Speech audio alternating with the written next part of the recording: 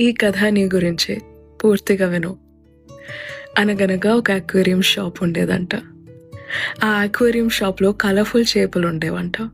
Orange, pink, blue, stripes, patterns. ప్రతిరోజు బోల్డ్ అంతమంది జనాలు వచ్చేవారు. చాలా బిజీ షాప్ అది. అన్ని రకాల చేపలు సేల్ అయ్యేవి. కానీ ఒక్క చేపని మాత్రం ఎవ్వరూ కొనట్లేదు. ఆ చేప గ్రే కలర్లో ఉండేది, ఒక సపరేట్ ట్యాంక్లో. దాంతోపాటు మిగతా ఏ చేపలు ఉండేవి కాదు.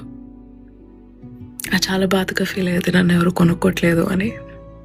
నేను కలర్ఫుల్గా ఉండను, మేబీ అందుకే కొనుక్కోట్లేదని అలా తను హేట్ చేసుకునేది.